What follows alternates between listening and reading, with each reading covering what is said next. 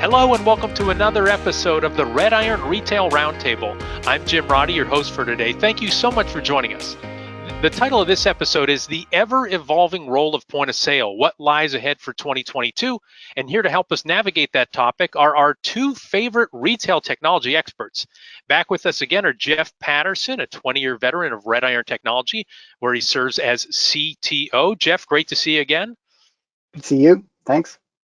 Also back is Barry Egerter, RedIron's COO, and he's been part of the RedIron team for nearly 6 years, has worked in the retail tech industry for many years beyond that. Hello again, Barry. Good to see you, Jim. Good to be back. Yeah, great to have you here. So to our viewers, if you're not familiar with RedIron, they're a multi-vendor systems integrator that helps retailers implement, extend, or maintain any major retail software system. RedIron is forging retail innovation and solving retailer pain points through technology. For more information on the company, visit redirontech.com. All right, so before we discuss what lies ahead for point of sale systems, let's look back for a little bit. So the cash register was invented so the shop owner could leave their store occasionally and then prevent employees from pocketing their cash, right? Instead of just leaving it in a big box that was open there. And today POS systems do far more than ever before, and far more what they did many years ago. And it's expected to manage both front end and back end operations of the entire business. So Jeff, going from where we were to where we are today, how did we get here? Yeah, well, here varies a lot from sector to sector, certainly within retail. I mean, there's still there's still places where they wouldn't look much different from back in the early days. You know, they're still running really antiquated Soviet era software and hardware, and that really, you know, it makes some sense in terms of, you know, some business models haven't changed much. If you think of a dollar store, sort of a quick convenience store, but if you think about sort of the more sophisticated end of retail, it has changed significantly to where the point of sale system really, you know, is just your in-person selling interface into the entire supply chain. So, you know, there's and I would say we're not quite there yet, as I described. So that we don't currently have anything available in the market that is where it needs to be in terms of being, you know, a portal into the entire supply chain and allowing a in-person interaction to be sort of fully optimized. But that's sort of where we're headed, and where we are depends really on the segment of the market you serve and maybe your level of investment. Yeah, it's a good point. There's really a range of point of sale systems, or not certainly a one size fits all. And so, Barry, let's talk about a little bit more of the sophisticated systems. So how sophisticated are these POS solutions today compared to what we saw in the 80s and 90s, right? Windows, Unix run solutions, and then also what drove that evolution? Yeah, sure. I mean, the interesting part is that part is still there, right? I mean, there's still a good footprint for both Windows and Unix, so it's not like it ever went away. Much like Jeff was saying, and kind of to the point that you said earlier about, you know, they've gone from Soviet era environments. I know there's a cottage that I rent with family in the summer, and on the property down by the lakefront, there is a small general store, and it's run by the older couple that owns the property. And when you go in there, there's candy, there's all kinds of quick grabs, and ice cream is the favorite by far. All the kids go down there after their busy day at the pool or the beach, and they grab some ice cream. And they have a wooden drawer that comes out of the counter with cash in it. And when they do a sale, they write on a little ledger by hand, and they calculate the tax and everything by hand. They don't even have a calculator. And, you know, the needs of the business in that case are such that they don't have a different business model they have to follow. All their customers are on site, and there's no competition. They all just go to that store at the end of the day, and the people run that business all their lives the exact same way. They've never had to evolve. So, you know, the systems today have evolved mostly because of internet and tech. I mean, it's made it possible to have two-way communications, data analytics. You've got tablets and mobile devices as far as hardware goes, so you can run Android and iOS operating systems, and they're all connected, right? And they're sharing information two ways in real time. This old couple has no need to know a loyalty program for their customers. They rent every year in the property, and when they want ice cream, they go to the one store that's right there. So I'd say, you know, the systems you talk about today have evolved because of competition, because of business needs, because of the need to know your customer, customer retention, you know, trying to get somebody to come back and be a good loyal customer that doesn't shop elsewhere and go to your competition. So I think the solutions today have evolved just to meet those needs. And because of the capabilities of the networking and the data on both sides of the client and the server side or the cloud side, I think that just is a huge realm of possibilities of what you could do as a business owner and how you could utilize all that information and tech to make sure that, you know, business comes back. Yeah, that's I think a really good point, that there are these outside forces that are driving it. Because I know a reseller who I've talked with over many years, he said, like, I'm honest with myself, I'm a necessary evil, right? The restaurateurs, the retailers, the grocery stores, right? They're not like, ooh, we went into business for point of sale systems, right? They just need to have it because of, like you said, they need to serve better, they need to serve faster, they have more sophisticated inventory. So, well, I have to say, so I'm old enough. I'm 51, just about to turn 52. My high school job was at the Erie Zoo. Everybody would say, "You worked at the zoo? Do you shovel elephant poop?" Like, that was always the thing. Like, no, they're actually, there are retail establishments there, but we still had old systems where I was trained on a cash register where if it was $1.35, you put on a 1, right, a 25 and a 10, and shunk, and kind of do all those things together, right? And then the bing, the drawer would pop out. But again, the zoo was in a different spot. But as time went on, they wanted to integrate everything and make sure it knew everything that was going on instead of all the cash counting that they had to do. So, all right. Well, interesting. Yeah, that we've seen the transition. And so let's talk about something that they never considered back in 1879 when the cash register was invented. If you're like, Jim, how do you know that that's when it was invented? This is a book that I have. It's called Wherever Men Trade. So first, it's an inappropriate gender-specific name, Wherever Men Trade, but it's a subtitled "The Romance of the Cash Register." And so it's a book I got many, many years ago. It's like some library sale or something, but it really talks about how NCR was founded, why it was founded, and everything like that. So let's talk about something that is not addressed in the book here, Jeff. And it's, talk about its POS interoperability, and can you talk about how vital POS interoperability is for today's retailers? I saw the movie, by the way. I didn't read the book. So. I guess it does sound like a movie, The Romance of the Cash Register. Right? Yeah.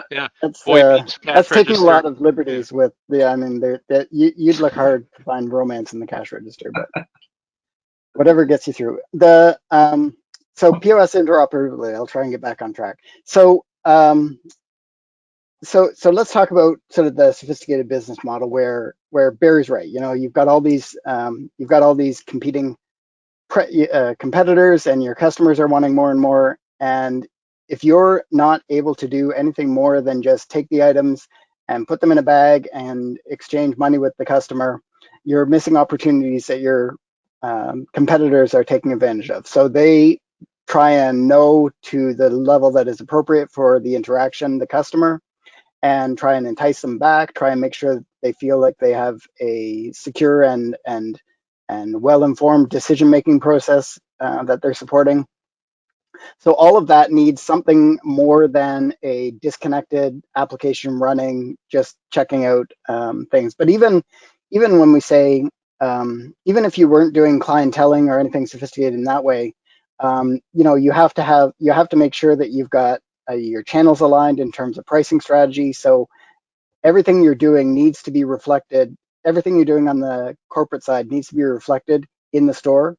And so that brings up the need to have a connected POS. Now, how connected POSs has been evolving. So, historically they are periodically connected. So there will be a download of some configuration or pricing information, and then it can run essentially disconnected. But as payment has evolved, where you're running always connected payments, and where you want to do sort of a more sophisticated interaction with your customer in terms of something you might know about them historically, or even just something based on their basket you might want to propose to them, the need for the POS to be always connected has increased. Now, there's at some point you would think that that might turn into where the POS doesn't even run in the store, but that's not quite yet, just because the reliability of you have to be able to get people through your lanes. And so there is still sort of this concept of an application that will run locally, whether you're connected or not. But generally speaking, I would say, where historically POSs could run if they were connected 10% of the time, now that's switched. You want to have something that's connected 90% of the time. So you're as legitimate as possible in terms of your customers' interaction with you. They have this picture that all these systems are very sophisticated and connected, and you want to maintain that facade for them. That's right. That's right. And so, Barry, based on what Jeff just said, and also based on your experience, do you still see the point of sale is that still the heart of the store, or is it now just another node, in this giant tech stack? I personally think it's just another node. I don't know if there is a heart of a store anymore. If there was a heart, it's probably in people's pockets. It's their mobile phones, right? So I think it's just another node. I know I always think of the checkouts as just a place I have to go in order to get out the door with my product, and it's just a matter of how quickly am I going to get through that process? How is it going to be pain free, or am I going to have to struggle? So a lot of these other points that we've been making about the customer experience and the interoperability, I mean it's all together when you go through that process, right? Self checkouts are a big thing now, right? So people trying to skip the other lines going to the self checkout because they're confident in their ability to do the same operations: scan, pay, bag it, and leave. Pretty simple stuff for people that feel comfortable doing that. There's kiosks throughout the store.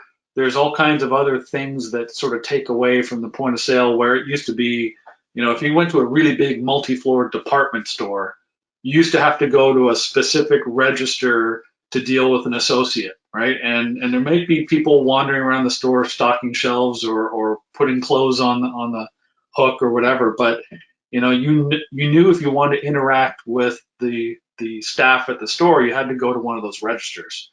And it doesn't really feel that way anymore. It feels like the registers are more just to pay and leave. So your experience as a customer is more spread throughout the store. And the fact that you have that little mobile device in your pocket, and you can do some research, you can look up competitors' pricing, you can read about the product from the vendors without having to go and interact with anyone. It's all right there, right? So I think the heart of the store is no longer the point of sale. If it ever was, that's moved away dramatically. And I think there's a lot of other different components that are competing for that. And I myself definitely feel like I've just got to get checked out, and that's when I interact with a point of service of any kind. Yeah, and you put me in my time machine. I remember in the department store, right? You had to check out in that department. You couldn't even take it over to another department. Like, no, you gotta go, help out somebody there. And just like today, people would be like, "Are you out of your mind? Like, I can do this from anywhere." You don't dare take any electronics over to the shoe section or anything, vice versa, right? It's just you have to stay in that area for sure. Yeah. I remember like you couldn't do men's formal and men's, casual. Like you couldn't cross there. You're like, well, what's the difference? It's with the register here. So yeah, we've certainly come a long way from that. So Jeff, I want you to weigh in on this. So we said at the outset that the POS system is ever evolving, and so it would help us look around the corner now. What advancements related to POS are you expecting in 2022 and beyond? Yeah, I'll focus on beyond, because the timing of this is, I'm a little, in terms of when this will happen, I'm not sure, but to me, it's certain that POS will become less of a focus in terms of an application that is running, rather than just a portal into your enterprise systems that, it might have to run, it might have to have the capability of running independently, but it's not an application that is going to be driving your business. Your investment in your enterprise systems is really where that's at. So you've got a bunch of nodes running out in your stores, and I think also just in terms of is POS the heart of the store, I think additionally the store isn't really going to be part of the heart of the store. Again, if your focus is enterprise, then all you've got is a bunch of nodes interacting with that. Some of those might be, coming out of your e-commerce system. Some might be from your traditional stores, but some might be pop-ups. And so really what it is more of a, point-to-point interaction with your endpoints. And your endpoints might be a POS application that has some sophistication, can run on its own, can do some things disconnected, but really the direction, I think, is to get all of this software and hardware out of these stores and running centrally, and the store just becomes a much more lightweight from a systems perspective. You've got all your assets managed in your cloud or in your data center, and all you're really doing from a POS perspective is, it's just servicing the customer through the same interaction that you've already invested heavily in for your enterprise selling systems. Yeah, this is almost making me think like I should have rephrased my earlier question, not as the POS still at the heart of the store, but does a store even have a heart, right? Is there a heart of a store, or is the heart actually somewhere else and everything else is connected? That's how it seems like you're seeing it, Jeff.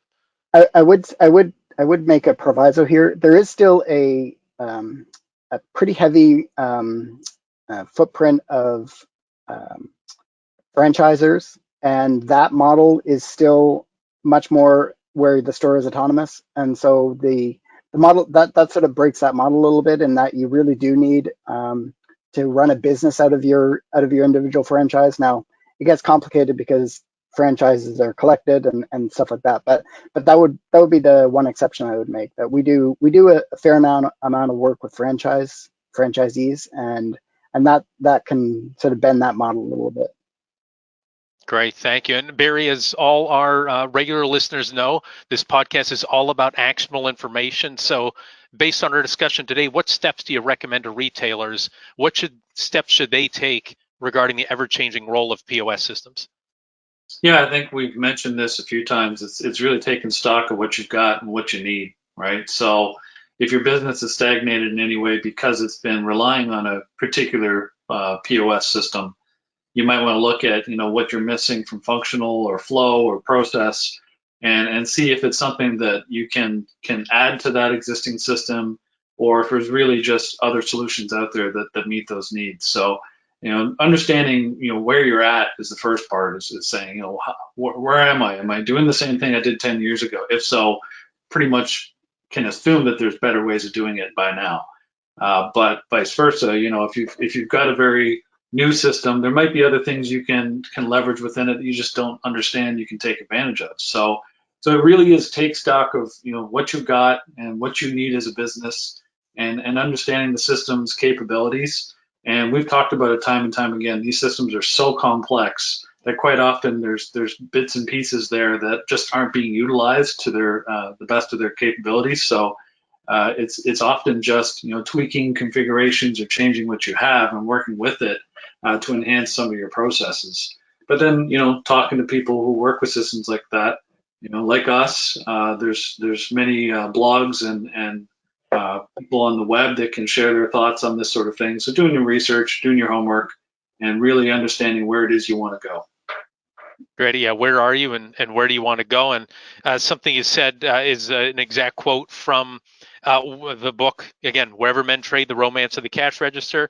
And it's talking about NCR, why they decided to get into this, essentially the point of sale business. And they said we should get into a business with limitless possibilities. And so that might seem like, well, that seems like a stretch for a cash register, but really what it's become, that's kind of what we were talking about, is right, there are limitless possibilities in terms of how you manage a store. And again, that was said over 100 years ago, and here we are today. So again, if there are limitless possibilities, so make sure you lean on your trusted advisors to navigate it. So, all right, well, that does it for this episode of the RedIron Retail Roundtable. We hope you enjoyed our discussion. If you did, be sure to subscribe to the RedIron YouTube channel so you never miss an episode. Just go to YouTube and search RedIron Retail to find us. Before we go, thanks again to Jeff and Barry for sharing their wisdom with us once again today. Thanks also to RedIron Marketing Director Jeff Williamson for his production work. And last but not least, thanks so much to you for listening. For more information and retail technology best practices, visit the RedIron website at redirontech.com. Thanks for listening, and goodbye, everybody.